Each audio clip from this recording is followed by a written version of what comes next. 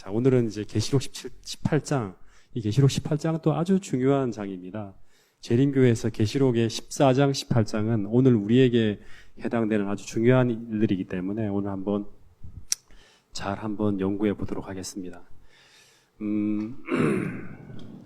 자, 공부 시간에 딴 거 보지 말고 떠들지 마시고 저를 보세요, 다들. 예.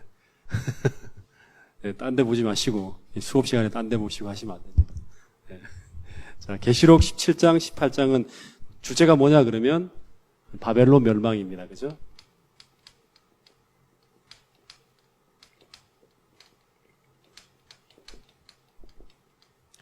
바벨론 멸망을 소개하고 있는데 계시록 17장은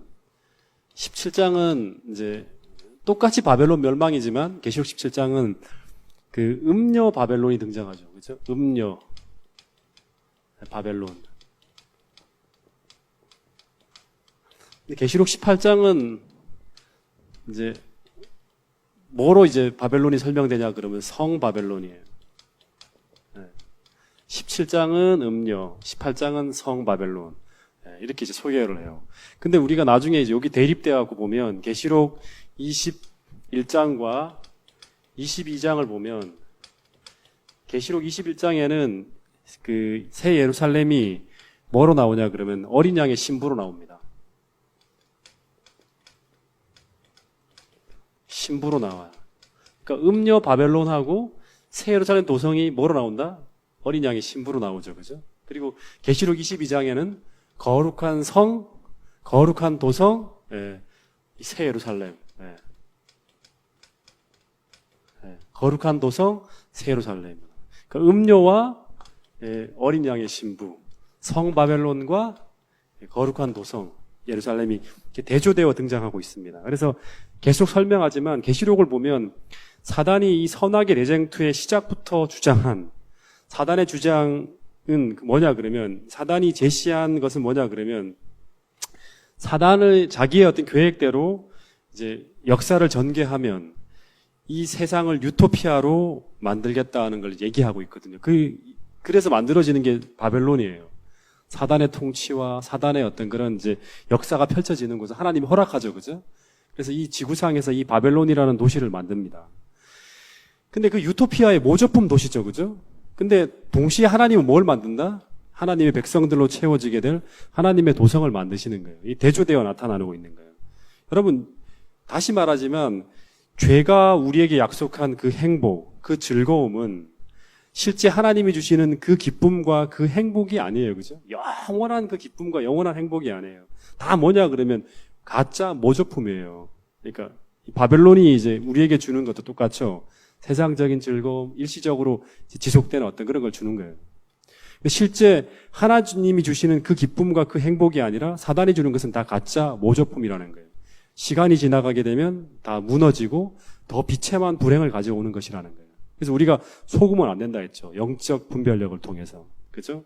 이게 이제 이 전체적인 큰 그림을 통해서도 이런 사단이 주장하는 유토피아와 하나님이 우리에게 주시는 파라다이스 낙원이 대조되어 나타난다는 걸 우리가 좀 잘 보면 좋을 것 같습니다. 그래서 하나님이 이 바벨론의 멸망과 무너짐을 계속 경고하고 이야기하면서 계속 그리스도 안에서의 어떤 피난처, 그리스도 안에서의 즐거움, 그리스도 안에서의 기쁨을 찾으라고 계속 이야기하는 거예요. 계시록의 메시지예요. 자, 그럼 이제 계시록 18장 1절부터의 내용을 한번 보도록 하겠습니다. 자, 우리 앞에 채은이가 좀 읽어줘요. 채은이가 저녁 예배를 이제 시험이 끝날 때까지 참석할 텐데, 자, 계시록 18장 1절 같이 한번 읽어보겠습니다. 계시록 18장 1절 시작. 이 일 후에 다른 천사가 하늘에서 내려오는 것을 보니 큰 권세를 가졌는데 그의 영광으로 땅이 환하여지더라. 네, 계시록 18장도 조금 천천히 제가 나가볼게요. 중요한 부분들은 뒤에 나오는 뭐 시가나 애가나 이런 것들은 조금 빨리 나가겠지만 앞에 중요한 부분들은 조금 천천히 한번 나가보도록 하겠습니다. 계시록 18장 1절에 보면 이제 요한이 하나님의 기별을 가진 무슨 천사? 또 다른 천사가 하늘에서 내려온다는 말을 힘센 또 다른 천사. 그러니까 다른 천사라는 말은 무슨 뜻인가 하면 계시록 17장을 해석해 준 그 천사가 아니라 또 다른 천사가 나온다는 거예요. 계시록 17장에 이제 해석을 쭉 해놓은 천사가 있었죠. 그죠? 그 천사가 아닌 또 다른 천사가 내려온다는 거예요. 근데 이 천사는 뭘 가지고 있다? 이 천사가 되게 중요합니다. 천사가 계시록에 보면 이 천사가 그냥 천사가 아니라 어떤 천사다? 힘센 천사예요. 네. 힘센 천사예요. 네. 근데 이 천사가 큰 권세를 가지고 특별한 기별을 가지고 하늘로부터 쫙 내려오는 거예요. 근데 본문을 보면 이 천사가 이 땅에 가까이 내려올 때 이 천사의 임재로 말미암아 온 땅이 그의 영광으로 환하여진다는 말을 하고 있어요. 이 성경절이 뭘까? 이 천사가 내려올 때 온 땅이 환해진다는 거예요. 지금 세상은 어둠이죠. 누가 다 장악하고 있어요? 바벨론이 온 세상을 장악하고 있어요. 그렇게 굉장히 어둠에 다 덮여 있는데 이사야서 60장에 있는 것처럼 하늘에 어떤 능력이 임하면서 이 힘세 천사가 내려올 때 이 어둠이 다 물러가고 세상이 환해지는 역사가 펼쳐지는 거예요. 그리고 바벨론이 무너집니다. 그래서 이 계시록 18장 1절은 되게 중요합니다. 이 성경절 하나가 담고 있는 굉장히 많은 의미가들이 포함되어 있어요. 지금부터 하는 얘기를 좀 잘 들어보세요.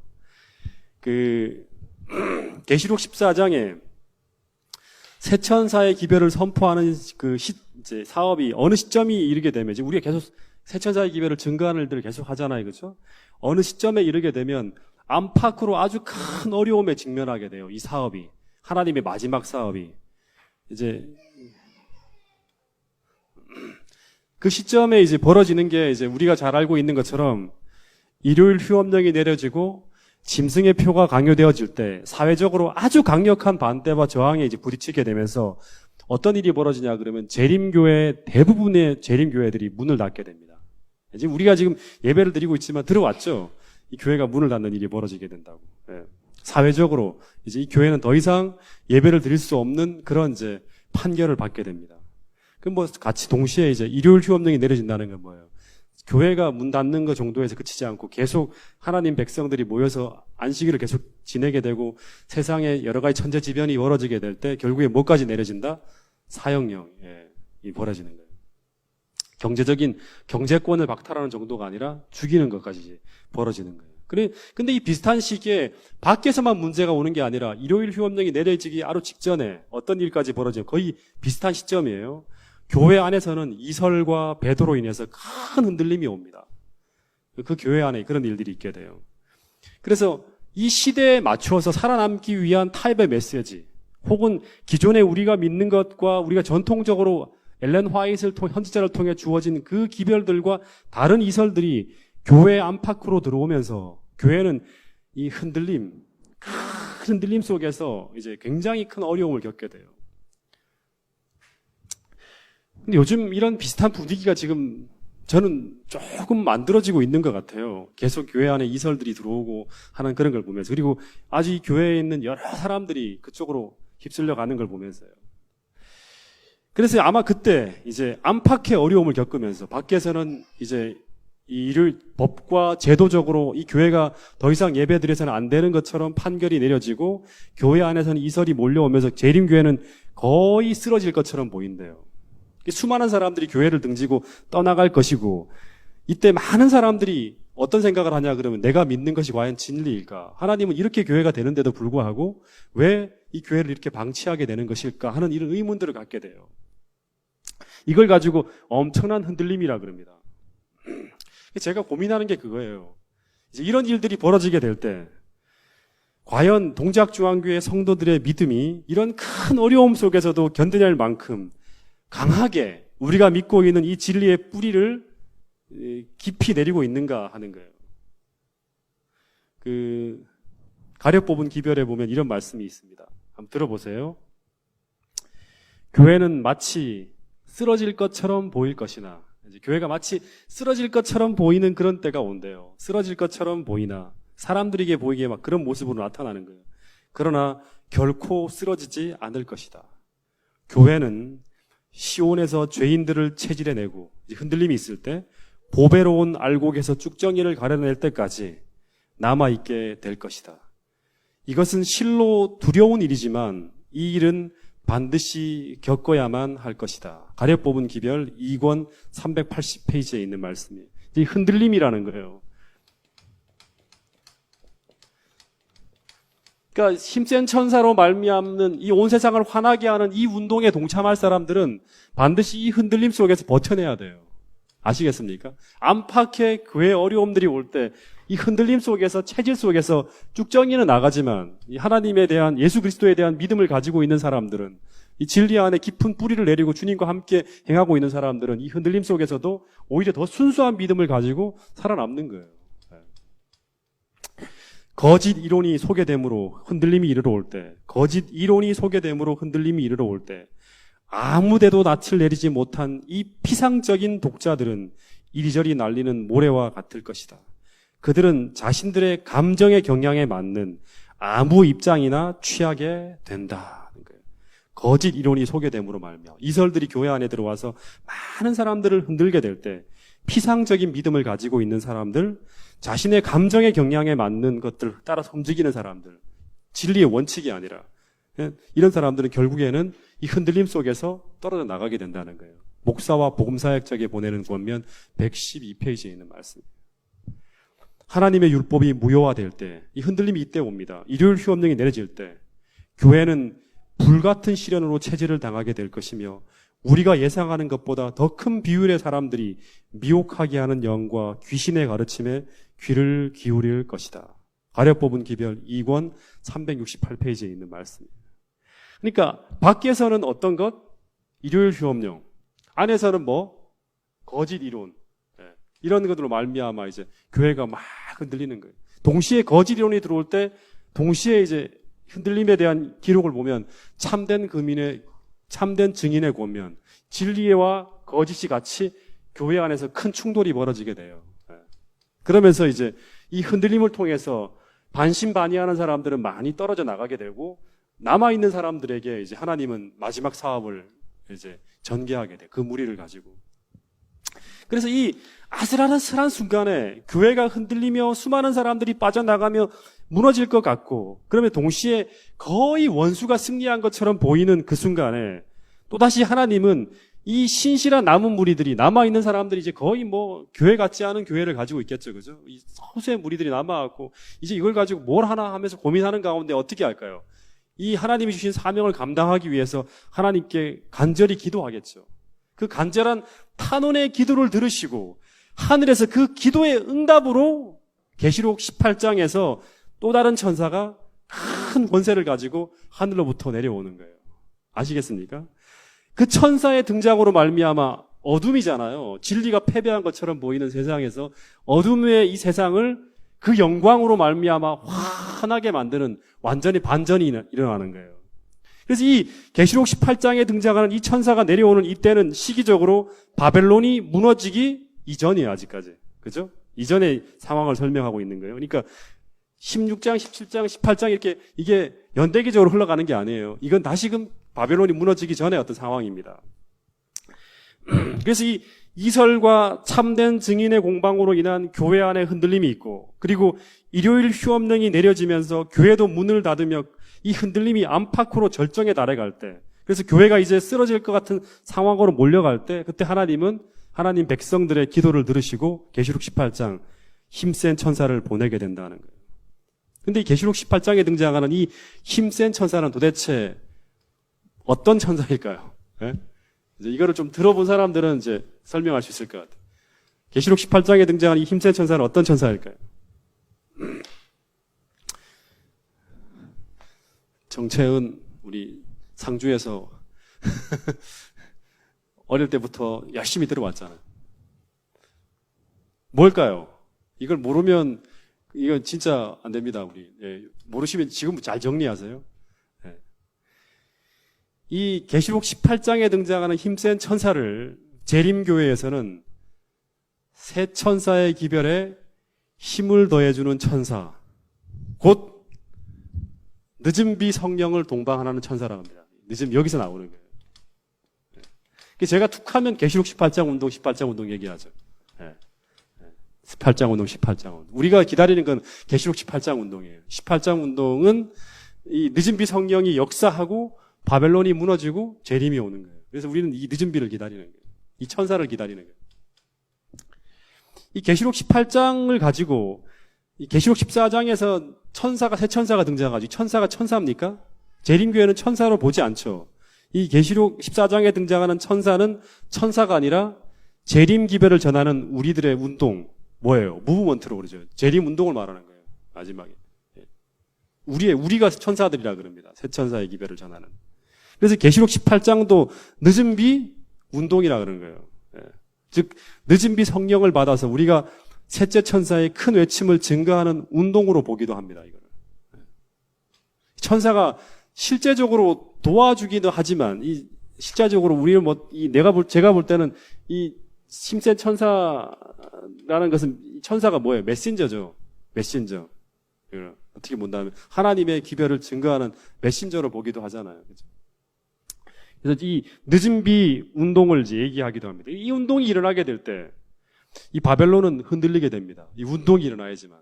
늦은 비 운동이. 다시 말하면 이 남은 무리가 소수지만 이 바벨론과 격돌하는 이 아마겟돈 전쟁에서 이 남은 무리가 바벨론에 의해서 어떻게 됩니까? 일요일 휴업령으로 말미암아 경제적, 정치적, 행정적으로 완전히 포위되어지죠. 그죠?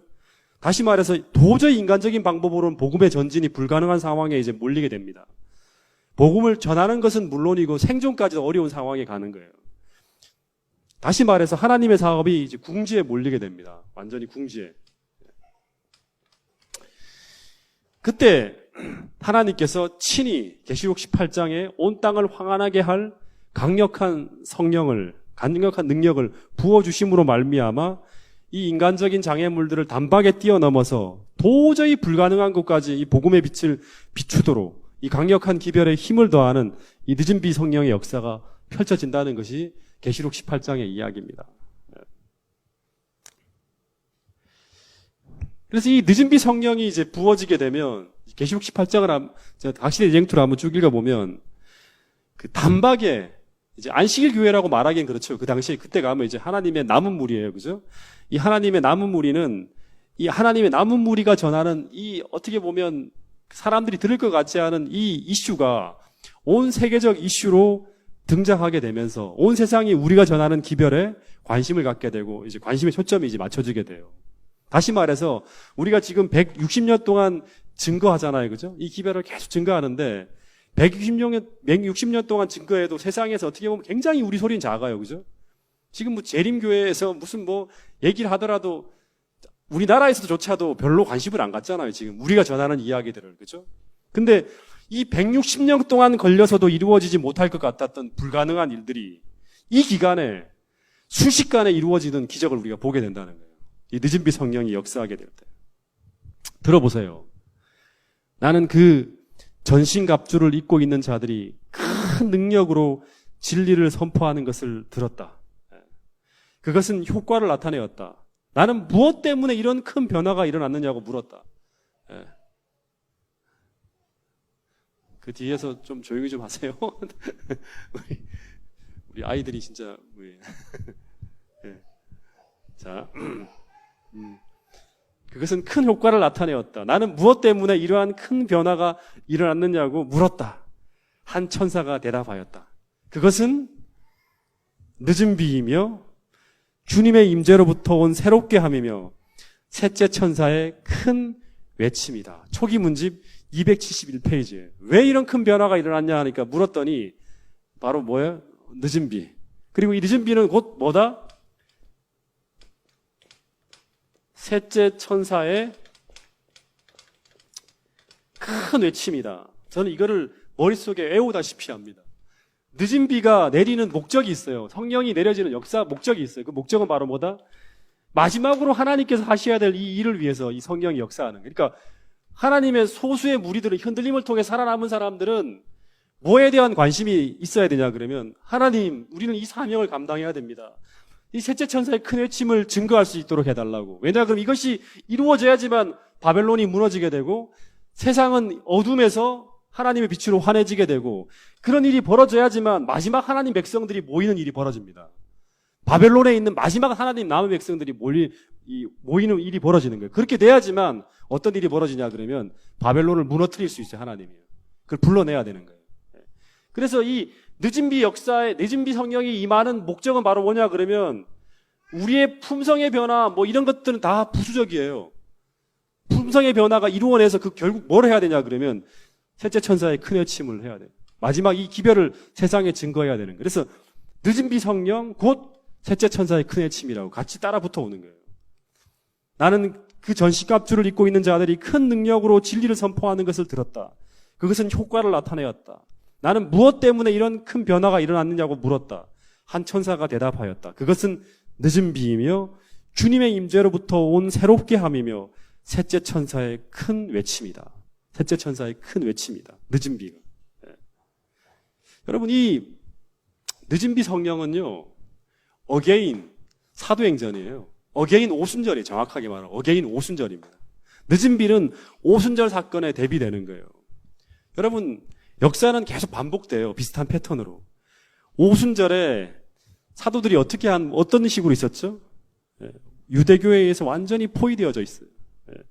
120명이 다락방에 모여서 뭐 거의 다 수만 명이 같이 예수님과 같이 따라 다녔던 그 사람들이 예수님 십자가로 말미암아 다 흩어졌죠. 완전히 패진 거예요. 그래서 120명만이 남아갖고 다락방에 모여서 간절히 기도할 때 사도행전 2장 1절에 보면 어떤 일이 벌어지냐 그러면 급하고 강한 바람이 불어요. 바람. 급하고 강한 바람이 불면서 어떤 일이 벌어지냐 그러면 전혀 움직일 수 없을 것 같은 사람들이 움직이기 시작합니다. 전혀 전할 수 없었던 곳에 기별이 전해지게 되고 전혀 들어갈 수 없었던 곳에 기별이 들어가는 역사가 벌어지는 거예요. 하나님이 다 하시는 거죠. 그죠? 여러분 이 바람은 뭐예요? 우리 창세기 공부하면서 했죠. 바람은 창조 때 하나님의 신이 수면을 운행하면서 창조의 역사 속에 불었던 그 바람이에요.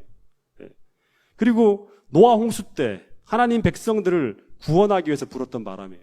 그죠? 이스라엘 백성들이 홍해를 건너야만 할 때 불었던 그 동풍이 바로 이 바람이에요. 다시 말해 천지를 창조할 때 불었던 그 하나님의 신이 성령의 역사가 창세기 8장에 하나님이 노아의 가족들을 구원하기 위해 불던 그 바람이 이스라엘이 홍해를 건널 때 그 큰 바닷물을 물러가게 만들면서 홍해를 갈라지게 할 때 불던 그 강력한 동풍이 어디에도 불었다? 사도행전의 시대에도 불었다는 거예요. 급하고 큰 바람이 하나님 백성들을 구원하기 위해서 불었던 거예요. 인간의 힘으로 할 수 없는 역사를 이루게 할 그 강력한 바람이 바로 뭐냐 그러면 성령의 바람이라는 거예요. 그 바람이 그 강력한 역사가 항상 뭐를 여냐면 새로운 시대를 엽니다. 새로운 시대를 열어요. 애굽의 그 노역의 시대를 끝나게 하고 노아 홍수의 재앙을 그치게 하고 유대교의 시대를 끝내고 새로운 기독교 시대를 열어가는 거예요.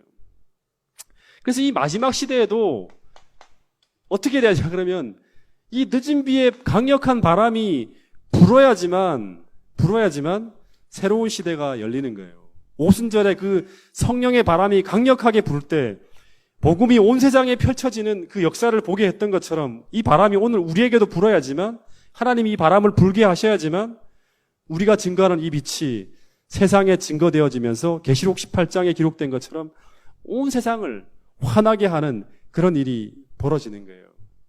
그래서 오늘 우리는 사도행전 2장에 그 120명의 성도들이 그 성령을 구하는 것처럼 오늘 뭐를 해야 될까요? 이 늦은 비 성령을 달라고 기도해야 하는 사람들이 바로 누구냐 하면 재림을 기다리는 사람들이에요. 하나님 늦은 비 성령을 부어달라고. 이 운동이 지금 뭐 제가 알기로는 1800년대부터 지금까지 계속 신실한 하나님의 백성들에 의해서 이 늦은 비 운동을, 늦은 비 성령을 달라고 기도하는 그러한 기도 집회가 계속 있어 온 걸로 알고 있습니다. 지금도 청년들이 이 늦은 비 성령을 구하면서 늦은 비 성령 운동을 계속 기도 운동을 벌이는 사람들을 제가 보게 됩니다. 오늘 우리가 재림을 기다리는 사람이라면 우리가 기대하고 우리가 바라고 우리가 고대하는 것은 바로 뭐냐 그러면 재림에 앞서서 뭐다? 늦은 비 성령이에요. 우리가 이 기별을 전해야지만 사명을 감당해야지만 재림이 이루어질 수 있기 때문에 그렇습니다. 그래서 우리가 기다리는 것은 계시록 14장에 우리가 깨달은 이 새 천사의 기별을 계시록 18장에 늦은 비 성령의 감동으로 전하는 이 최후의 운동을 우리가 기다리고 있다는 거예요. 그래서 우리는 늦은 비 성령을 기다리는 거예요. 이 기별과 함께하는 이 기별을 큰 소리로 외치게 만드는 그 성령을 기다린다는 거예요. 그래서 늦은 비 운동은 셋째 천사의 기별을 큰 외침으로 전하는 운동이다. 이제 꼭 기억하시기 바랍니다. 그래서 한번 대쟁투 학원을 읽어보시면 이 운동은 지식과, 마지막의 이 기별은 지식과 변론으로 전해지는 것이 아니라 사도행전의 역사처럼 성령의 능력으로 증거되어진다. 이런 기록이 있어요. 그래서 예수님이 그 사도행전에 보면 40일 동안 하나님 나라에 대한 지식을 다 전했잖아요. 이 제자들 보고 나가 전해라 그러지 않아요. 뭐를 기다리라? 성령을 기다리라는 거예요. 왜냐 그러면 너희들의 이 변론을 가지고는 유대교의 그 학식 높은 수백십 년 동안 연구하고 했던 이 지식을 깨트리고 이 사상을 무너뜨리고 나갈 수가 없는 거예요. 그래서 성령을 구하라 그러는 거예요. 성령이 임하면 너희가 권능을 받고 사마리아와 유대와 사마리아와 땅끝까지 이르러 내 증인이 된다는 거예요. 오늘 우리가 그래서 지금 이 성령을 구하지 않으면 교회는 점점 더 쇠락해져 갈 거예요. 늦은 비 성령을 구하는 그런 동작중앙교회 성도들이 될 수 있기를 간절히 바라겠습니다. 이 기별이 온 세상을 다 조명하며 온 세상을 환하게 하는 이 운동이 일어나야지만 바벨론 안에 아직도 남아있는 하나님의 백성이 나오게 되고, 그리고 나면 하나님 어떻게 한다? 바벨론을 무너뜨리는 거예요. 바벨론이 무너지는 거예요. 하나님 백성이 단 한 사람이라도 그 안에 있다면 바벨론은 무너지지 않아요. 이것이 바로 여리고성의 역사였잖아요. 여리고성이 무너뜨릴 때 기생라합이 나와야지만 어떻게 합니까? 여리고성이 무너지는 거예요. 바벨론이 무너져야지 뭐가 온다? 재림이 이루어진다는 거예요. 그래서 이 인간의 역사 이래 가장 영광스러운 성령의 역사가 펼쳐지는 그날이 오면, 다시 말해 이 늦은 비 성령이 부어지면 그들은 성령의 전신갑주를 입고 힘차게 온 세상을 향해서 그 기별을 전하게 되는데, 그 천사들이 전하는 기별, 그 천사가 전하는 기별이 바로 뭐냐면 2절이에요. 2절은 우리가 전하는 거예요. 자, 읽어보겠습니다. 계시록 18장 2절. 이들이 전하는 이 기별, 이 힘찬 천사가 전하는 기별이 바로 무엇이냐면 이 성경절을, 이 말씀을, 이 기별을 증거한대요. 자, 시작.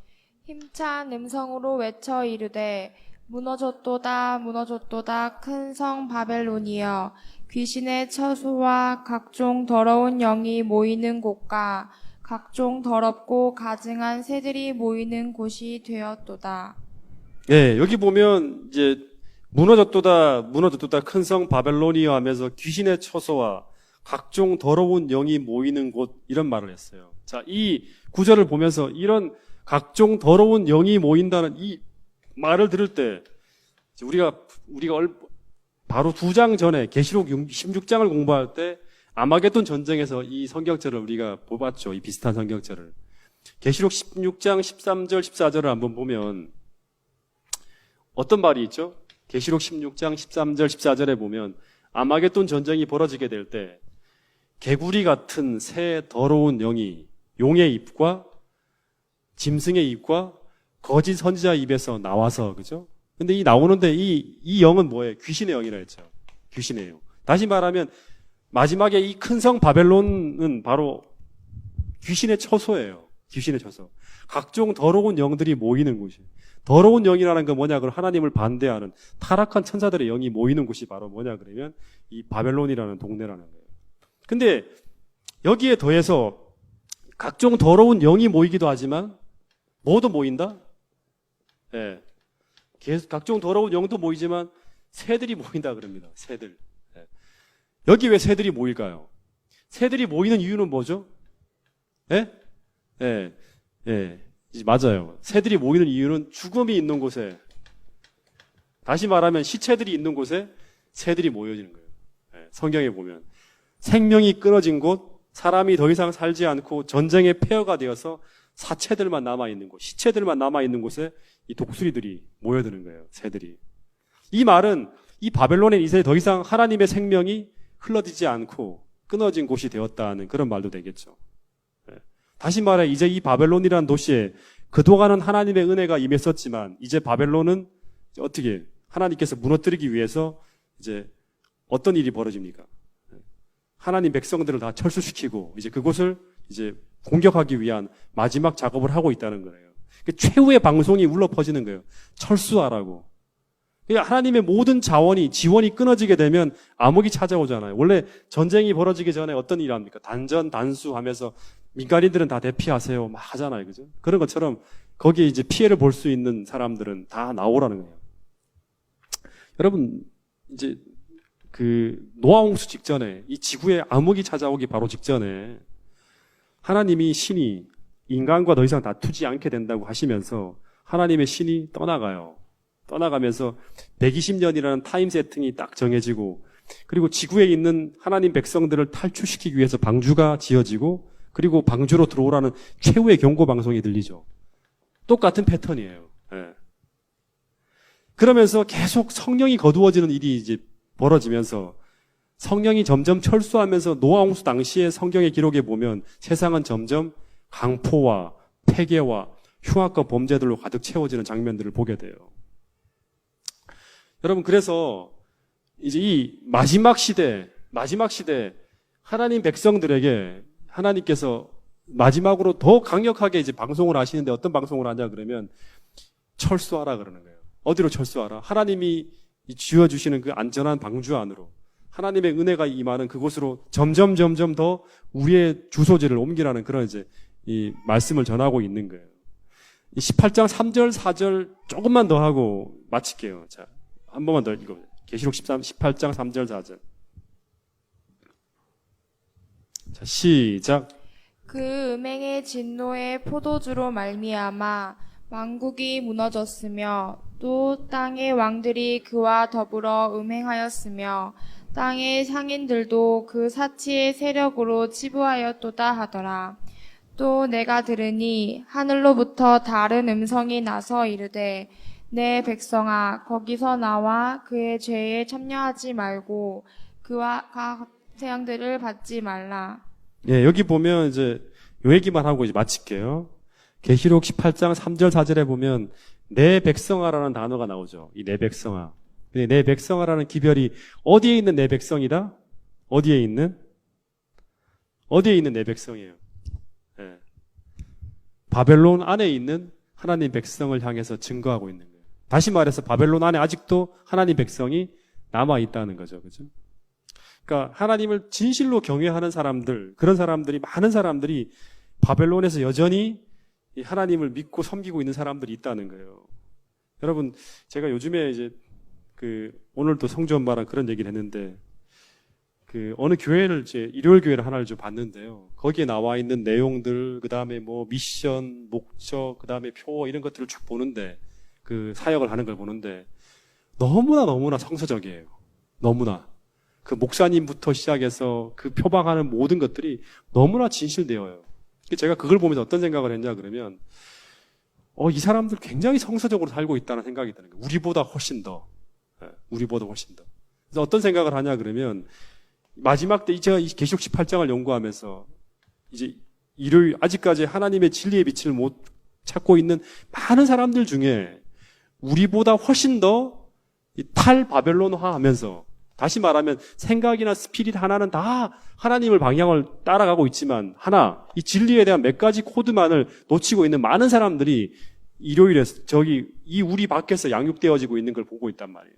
근데 우리는 지금 실제로 거기에 미치지 못하는 신앙의 생활을 한참 하고 있다는 생각이 많이 들었어요. 우리가 가지고 있는 생각들, 우리가 이 믿는 생활의 태도, 신앙의 태도, 자세나 이 모든 것들이 못 미치는.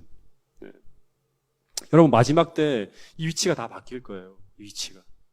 우리가 서 있는 이 자리들, 다시 말하면 거의 진리의 정신을 사라지고 있고, 그리고 거의 우리가 살고 있는 삶의 방향이나 태도나 이 모든 것들이 성서에서 빗나가는 그런 어정쩡한 신앙적인 태도를 가지고 있는 많은 사람들이 흔들림이 올 때 이 자리에서 다 떠나가게 되고, 대신 마지막 계시록 18장 큰 외침이 불려져 올 때 그때 밖에서 있는 사람들이 다 안을 채우는, 우리의 자리를 채우는 그런 일들이 벌어지게 될 거라는 거예요. 다시 말해서 세상 종말에 하나님은 당신의 백성을 찾아요. 그러니까 소돔과 고모라가 멸망하기 직전 하나님 백성들을 찾고 있죠. 한 명이라도 밖에 있는 사람들이 있다면 하나님은 이 공격을 지연하고 소돔과 고모라의 멸망을 지연시키고 그들을 찾아낸다는 거예요. 노아 홍수 때도 단 8명의 식구를 위해서 하나님은 120년을 기다립니다. 그죠? 그리고 여리고성이 멸망할 때도 기생 라합이 나올 때까지 하나님은 이 공격을 지연시키는 거예요. 예루살렘 멸망 때도 그랬죠. 신실한 그리스도인은 단 한 명도 멸망당하지 않았다는 거예요. 여러분, 절대 우리는 우연히 멸망당하지 않아요. 지금 우리가 있는 위치가 얼마나 위대한 위치고 얼마나 중요한 위치인지, 우리가 받은 이 빛이 얼마나 확실하고 얼마나 분명한지에 대해서 우리 각성하지 않는다 그러면, 무관심하다 그러면 하나님은 더 이상 더 오랫동안 기다리지 않아요. 영원히 기다리지는 않는다는 거예요. 하나님께서 마지막 때 바벨론이 멸망하기 직전 하나님 백성을 찾는 최후의 기별을 보내요. 바벨론에서 떠나라고. 이 계시록 18장 기별의 핵심입니다. 근데 이 기별은 일요일 교회 백성들에게만 전해지는 기별일까요?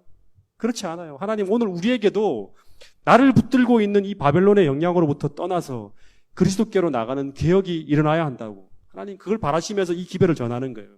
바벨론에서 떠나라고 성령의 호소를 통해서 우리에게 증거하고 있는 거예요.